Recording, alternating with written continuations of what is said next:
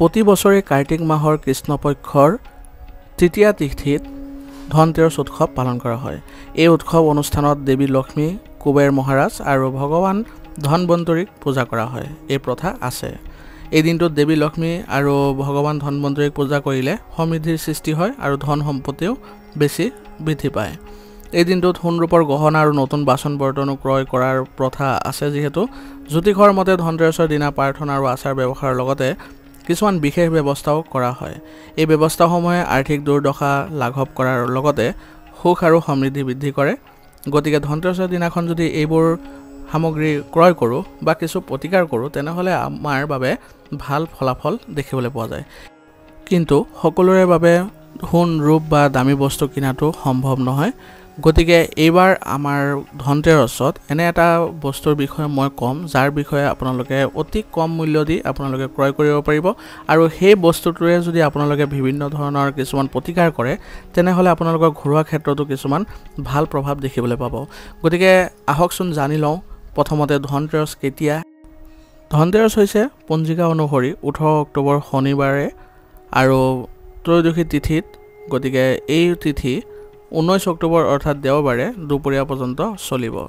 গতিকে আমি 18 অক্টোবৰতে ধনতেৰছ উদযাপন কৰাটো ভাল হ'ব বা বিভিন্ন ধৰণৰ যি সামগ্ৰী ক্ৰয় কৰা ব্যৱস্থা আছে সেই বস্তুবোৰ আমি 18 তাৰিখে ক্ৰয় কৰাটো ভাল হ'ব। সেইটো আপোনাৰ সন্ধিয়া সময়ৰ পৰা আৰম্ভ কৰি আপোনালোকে ক্ৰয় কৰিব পাৰিব। এতিয়া ধনতেৰছত যিটো উপকাৰ বা প্ৰতিকাৰৰ কথা ক'ম সেইটো হৈছে নিমখ। গতিকে যিসকলে সোণ, তাম বা ৰূপ কিনাটো তেওঁলোকৰ বাবে সম্ভৱ নহয়, তেওঁলোকে মাত্ৰ নিমখৰ পেকেট লৈ আহিব পাৰে। নিমখৰ পেকেটৰ দ্বাৰা আপোনালোকে ঘৰৰ বাস্তু দোষৰ পৰা পৰিত্ৰাণ পাব। কাৰণ ধনতেৰছৰ দিনাখন যদি নিমখ মিহলি কৰি পানীৰে ঘৰটো মুচিব পাৰে, এনে কৰিলে আপোনালোকৰ বাস্তু দোষ দূৰ হ'ব আৰু ঘৰখনলৈ সুখ আৰু সমৃদ্ধি আহিব। আৰু ধনতেৰছৰ দিনাখন যদি নিমখ ক্ৰয় কৰে, এনে কৰিলে আপোনালোকৰ দেৱী লক্ষ্মীও সন্তুষ্ট হয় আৰু আশীৰ্বাদো লাভ কৰিব। গতিকে ঘৰখনলৈ যদি সুখ আৰু সৌভাগ্য কঢ়িয়াই আনিব লাগে, তেনেহ'লে আপোনালোকে মাত্ৰ নিমখ ক্ৰয় কৰি আনিলেই যথেষ্ট। ধনতেৰছৰ দিনাখন কিন্তু আপোনালোকে নিমখৰ আদান প্ৰদান নকৰিব, সেইটো আপোনালোকৰ সতৰ্কতা মই দি দিছোঁ।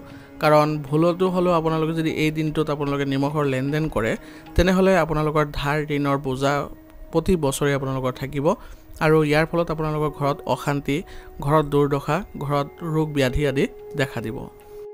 ধনতেৰছৰ দিনাখন যদিও আপোনালোকৰ দান বৰঙণিৰ গুৰুত্ব অতি বেছি বুলি গণ্য কৰা হয়, কিন্তু তথাপিও এই দিনটোত আপোনালোকে কোনো কাৰণতে নিমখ আপোনালোকে আদান প্ৰদান নকৰিব আৰু আপোনালোকৰ নিজৰ সামৰ্থ্য অনুসৰি দান কৰিবলৈ যত্ন কৰিব। আৰু ধনতেৰছৰ দিনাখন মূল প্ৰৱেশগৃহৰ প্ৰৱেশ দুৱাৰত আপোনালোকে নিমখ মিহলি পানী ছটিয়াই দিব। এনে কৰিলে আপোনালোকৰ দুখ আৰু দৰিদ্ৰতা দূৰ হোৱাত সহায় পাব আৰু লগতে নেতিবাচক যিবোৰ প্ৰভাৱ থাকে সেইবোৰো নাইকিয়া হোৱা পৰিলক্ষিত হ'ব। ইয়াৰ উপৰিও আপোনালোকে বিশেষ কিছুমান আৰু কাৰ্য কৰিব পাৰে। কাৰণ ধনতেৰছ কেৱল মাত্ৰ সোণ ৰূপ ক্ৰয় কৰা নহয়, ইয়াৰ তাৎপৰ্য আৰু অধিক বহলভাৱেও আমি আলোচনা কৰিব পাৰোঁ।